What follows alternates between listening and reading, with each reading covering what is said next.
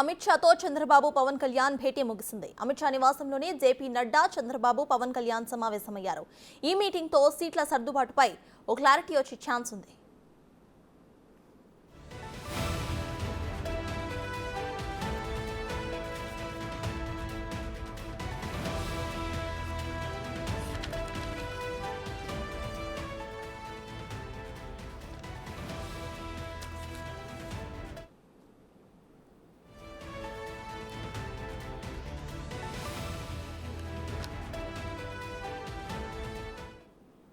ఖచ్చితంగా పొత్తు ఉంటుంది.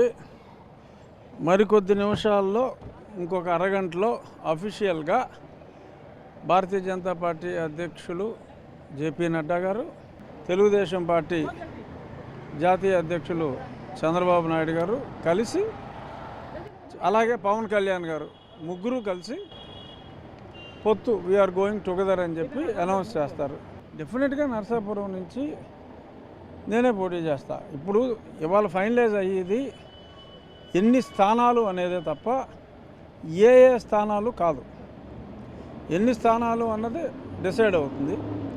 ఏ స్థానాలు అన్నది రేపు అవ్వచ్చు, ఎల్లుండి అవ్వచ్చు. డెఫినెట్గా 2-3 రోజుల్లో అయిపోతుంది.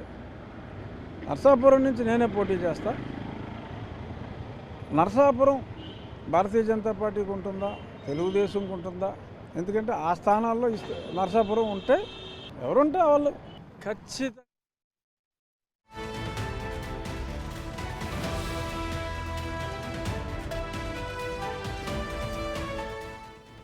అమిత్ షాతో చంద్రబాబు పవన్ కళ్యాణ్ భేటీ ముగిసింది. అమిత్ షా నివాసంలోనే జేపీ నడ్డా, చంద్రబాబు, పవన్ కళ్యాణ్ సమావేశమయ్యారు.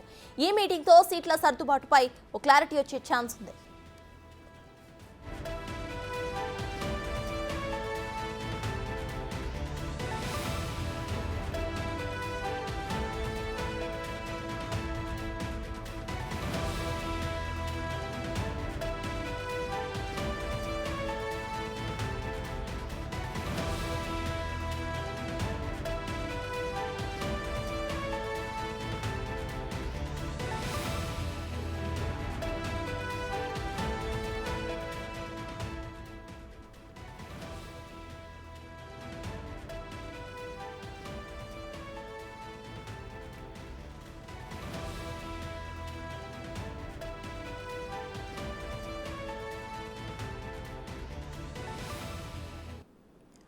అమిత్ షాతో చంద్రబాబు పవన్ కళ్యాణ్ భేటీ ముగిసింది. అమిత్ షా నివాసంలోనే జేపీ నడ్డా, చంద్రబాబు, పవన్ కళ్యాణ్ సమావేశమయ్యారు. ఈ మీటింగ్తో సీట్ల సర్దుబాటుపై ఓ క్లారిటీ వచ్చే ఛాన్స్ ఉంది.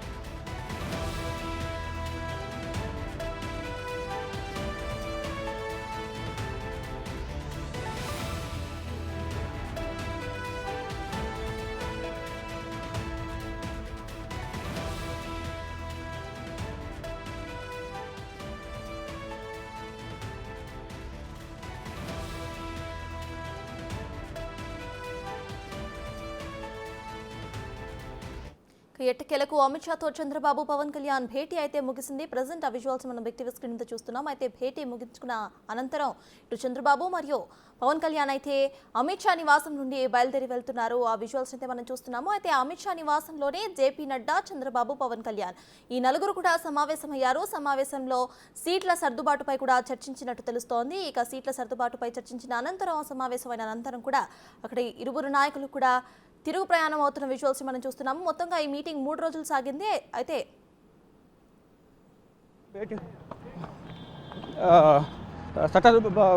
పవన్ కళ్యాణ్ చంద్రబాబుల భేటీ అమిత్ షా జేపీ నడ్డాతో ముగిసింది. ఈ భేటీ దాదాపు 40 నిమిషాల పాటు ఈ భేటీ జరిగింది. ఈ భేటీలో సీట్ల సర్దుబాటుపై నిర్ణయం కొలిక్కి వచ్చినట్లుగా కూడా తెలుస్తుంది. ఇక మరి కాసేపట్లోనే ఒక అధికారిక ప్రకటన వెలువడే అవకాశం అయితే ప్రధానంగా కనిపిస్తుంది. అంటే ఈ భేటీలో దాదాపు 40 నిమిషాల పాటు ఈ సమావేశం జరిగింది. అంటే 11:10కి ఈ చంద్రబాబు పవన్ కళ్యాణ్ అమిత్ షా నివాసానికి వచ్చారు. 11:25 జేపీ నడ్డా అమిత్ షా నివాసానికి వచ్చారు. మొత్తం ఈ సమావేశంలో ఏదైతే గతంలో 2 రోజుల క్రితం ఏదైతే సమావేశం జరిగి దాంట్లో పెండింగ్లు ఏదైతే ఉందో సీట్ల సర్దుబాటుకు సంబంధించి క్లారిటీ తీసుకున్నట్టుగా కూడా తెలుస్తుంది. మొత్తం దీనిపై ఒక అధికారిక ప్రకటన మరి కాసేపట్లో చేసే అవకాశం ఉంది. అంటే ఒక ప్రెస్ నోట్ను విడుదల చేస్తారంటూ కూడా తెలుస్తోంది. అంటే పొత్తులపై ఎన్డీఏల చేరికపై ఇప్పటికే ఒక నిర్ణయం తీసుకున్నారు. నిర్ణయం తీసుకునే నేపథ్యంలో ఇప్పుడు మనం చూస్తున్న జేపీ నడ్డా కూడా సమావేశం ముగించుకుని వెళ్తున్న దృశ్యాలను మనం చూస్తున్నాం. జేపీ నడ్డా మొత్తం ఈ ముగ్గురు కూడా అమిత్ షా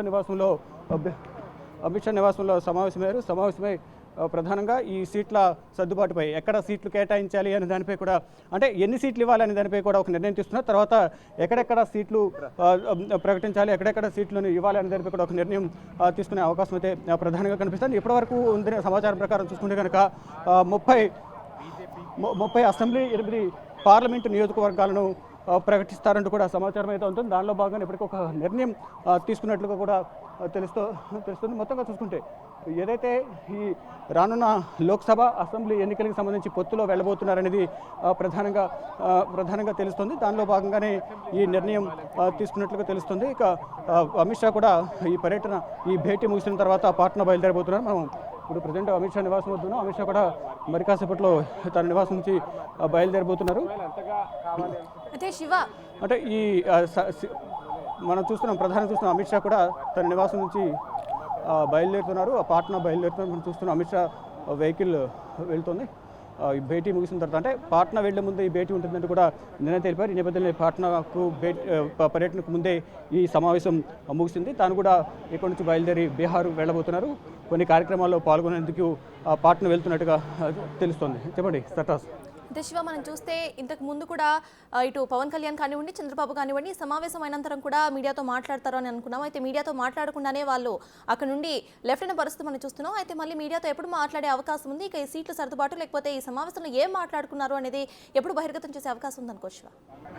అంటే ఈ సీట్ల సర్దుబాటుకు సంబంధించి ఒక చర్చలు అయితే కొలికొచ్చినట్టు తెలుస్తుంది. కానీ ఎన్ని సీట్లు ఏంటి అనేది కూడా మనకు అధికారికంగా తెలియాల్సి ఉంది. ఎంతమందికి చెప్పినట్లుగా 6 పార్లమెంట్ అనేది 6 అంటే మొత్తం 8 పార్లమెంటు జనసేన బీజేపీకి కల్పిస్తారని, మరో 2 పార్లమెంట్ స్థానాలు అయితే మళ్ళీ బీజేపీ అడిగినట్లు తెలుస్తుంది. కానీ పార్లమెంట్ స్థానాలు ఇవ్వకుండా ఒక రాజ్యసభ ఇచ్చే విధంగా కూడా ఒప్పందం చేసుకున్నట్లు కూడా తెలుస్తుంది. దానిలో భాగంగానే ఈ చర్చలు అయితే ఒక కొలికి వచ్చాయి. సీట్లు ఎన్ని అనే దానిపై మాత్రం ఒక చర్చ అనేది ముగిసింది. ఇద్దరి మధ్య ఒప్పందం కుదిరింది అనేది ప్రధానంగా చర్చల సారాంశాన్ని బట్టి మనకి అర్థమవుతుంది. అంటే అధికారిక ప్రకటన అంటే ఈ సమావేశం ముగిసిన తర్వాత మీడియా సమావేశం కూడా ఉంటుందని తెలిపినప్పటికీ కూడా ఎవరితో ఏమీ మాట్లాడకుండానంటే చంద్రబాబును సంప్రదించినప్పటికీ కూడా ఆయన ఫర్దర్గా చెప్తామని చెప్పేసి అంటే సైకి చేసి వెళ్ళిపోయిన పరిస్థితి అయితే కనిపిస్తోంది. ఇటు పవన్ కళ్యాణ్ కూడా తాను ఏదైతే హోటల్ ఉందో ఆ హోటల్కి వెళ్ళిపోయారు. ఇద్దరు కలిసి ఫ్లైట్లో డైరెక్ట్గా ఇక్కడ నుంచి విజయవాడ వెళ్తారంటూ కూడా సమాచారం ఉంటుంది. అంటే ఈ లోపు ఏమన్నా ప్రెస్ నోట్ ఏమైనా రిలీజ్ చేస్తారా, లేకపోతే అధికారిక ప్రకటన ఏమైనా చేస్తారా, లేదా అక్కడికి వెళ్ళి ప్రెస్ మీట్ పెడతారా అనే దానిపై కూడా అందరూ ఉత్కంఠకి ఎదురు చూస్తున్న పరిస్థితి నెలకొంది. కానీ ఇప్పుడు పొత్తులు సీట్ల సర్దుబాటు అయితే కొలికి వచ్చింది కాబట్టి, కానీ ఈ పొత్తులో భాగంగా సీట్ల సర్దుబాటులో భాగంగా ఎవరైతే ఆశావాహులు ఉన్నారో వారికి ఎక్కడ నష్టం వాటిల్లుతుంది అనేది అందరూ కూడా అంటే ఆశావాహులు అంటే గెలుపు అనేది తథ్యమైంది కాబట్టి ఈ పొత్తుల వల్ల స్థానాలు అత్యధిక స్థానాలతో విజయం సాధించబోతున్నాం అనేది ఈ ఉమ్మడి కూటమి అయితే అభ్యర్థులు ఆశాభావం వ్యక్తం చేస్తున్నారు. ఈ నేపథ్యంలోనే తమ సీటు ఎక్కడ కోల్పోవాల్సి వస్తుందో పొత్తులో భాగంగా అనేది కూడా కొంత సస్పెన్స్ అయితే కొనసాగుతుంది. అటువంటి వారితో ఇప్పటికే ఇటు జనసేనకు సంబంధించిన నేతలతోనూ ఇటు టీడీపీకి సంబంధించిన నేతలతో పార్టీ అధినేతలు ఇప్పటికే మాట్లాడారు.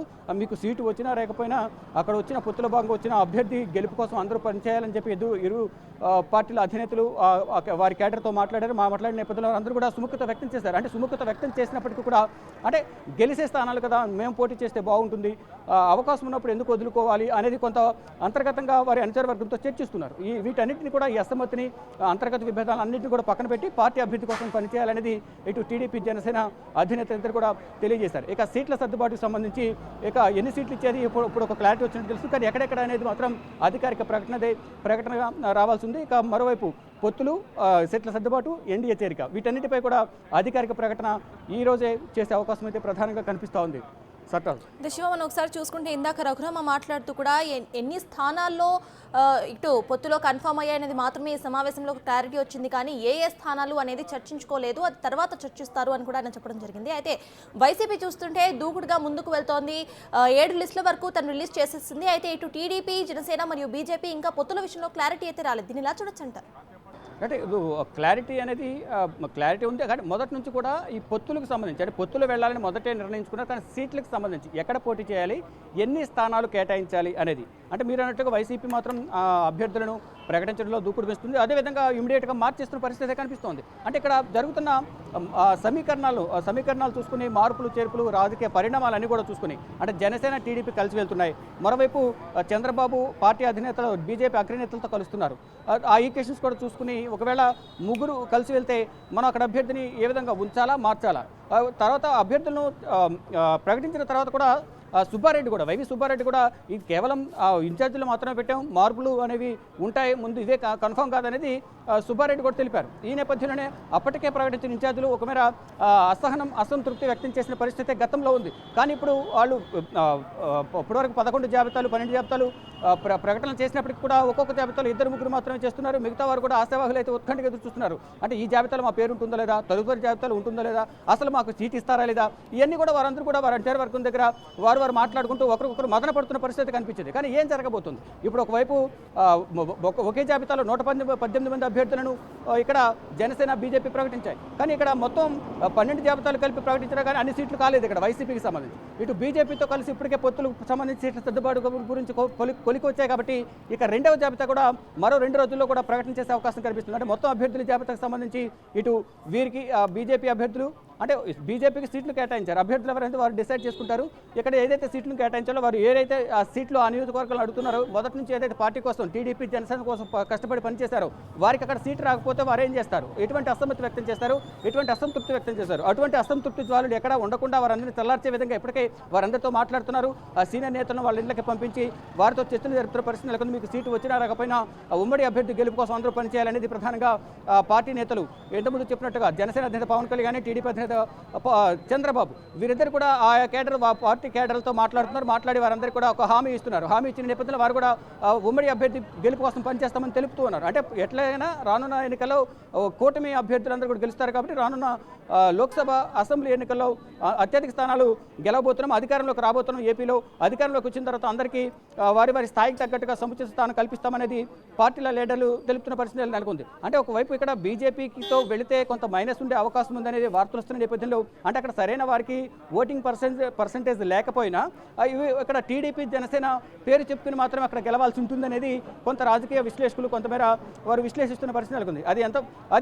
అది వాస్తవమే. గతంలో కూడా మనం చూసుకుంటే 2014లో కూడా అక్కడ కేడర్ లేకపోయినా సరైన బలం లేకపోయినా అక్కడ టీడీపీ ఓట్లతోనే గతంలో గెలిచిన పరిస్థితి నెలకొంది. ఇప్పుడు కూడా అదే విధంగా ఇటు జనసేన టీడీపీ ఓట్లతోనే అక్కడ బీజేపీ గెలుస్తుందనేది అటు రాజకీయ విశ్లేషకులు కానీ రాజకీయాల మీద అనుభవం ఉన్న ఏపీ మీద గ్రిప్ ఉన్న ప్రతి ఒక్కరికి కూడా ఒక అవగాహన ఒక నిర్ణయానికైతే వస్తున్న పరిస్థితి కనిపిస్తోంది. ఈ నేపథ్యంలోనే ఇక్కడ పొత్తులకు సంబంధించి అక్కడ వైసీపీ జాబితాల మీద జాబితాలు ప్రకటించినప్పటికీ అవి పర్మనెంట్ కాదు, ఇన్ఛార్జీలు మాత్రమే, దాంట్లో మార్పులు చేర్పులు ఉంటాయని సుబ్బారెడ్డి చెప్పడం, పలువురు అసహనం వ్యక్తం చేయడం.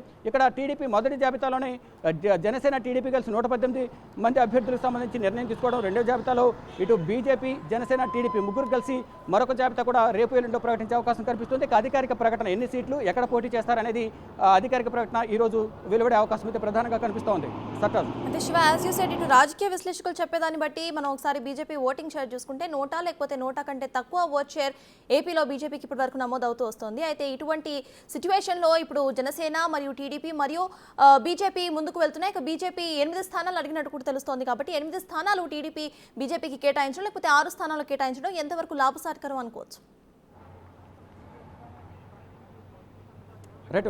మొదటి నుంచి కూడా టీడీపీ నుంచి చంద్రబాబు మాత్రం 4 పార్లమెంటు 6 అసెంబ్లీ ఇస్తామని చెప్పి మొదటి నుంచి చెప్తున్నారు. కానీ మొన్న రాత్రి జరిగిన సమావేశంలో 6 పార్లమెంటు 8 అసెంబ్లీ ఇచ్చేందుకు ఒప్పందం కుదిరినట్లుగా తెలుస్తుంది. దానిలో భాగంగా వారు మరో 2 పార్లమెంటు అంటే ఎక్కువగా మాకు పార్లమెంట్ స్థానాలు ఎక్కువ కావాలి, అసెంబ్లీ తక్కువైనా కానీ అనేది ప్రధానంగా వారు అమిత్ షా లాగా జేపీ నడ్డా చంద్రబాబు ముందు ప్రతిపాదన ఉంచినట్టు తెలుస్తుంది. కానీ చంద్రబాబు మాత్రం అంటే గెలిచే స్థానాలు మాత్రమే తీసుకొని గెలవని స్థానాలు తీసుకోవడం వల్ల అటు లోక్సభ అభ్యర్థి ఓటమి పాలవడంతో పాటు ఆ పార్లమెంట్ నియోజకవర్గంలో ఉన్న అసెంబ్లీ స్థానాలపై కూడా అసెంబ్లీ అభ్యర్థులపై కూడా ఆ ప్రభావం పడే అవకాశం ఉంది. దీనివల్ల ప్రత్యర్థి పార్టీకి లాభం లాభం చేకూరుతుంది కాబట్టి మరొకసారి పునరాలోచించుకోవాలని చెప్పి చంద్రబాబు కూడా వారికి సూచించినట్టు తెలుస్తుంది. దానిలో భాగంగానే ఈరోజు మరొకసారి భేటీ అయి ఆ సీట్ల సర్దుబాటుపై ఒక క్లారిటీ తీసుకున్నట్లు తెలుస్తుంది.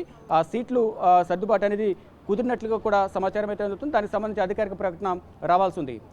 Right, thank you Shiva.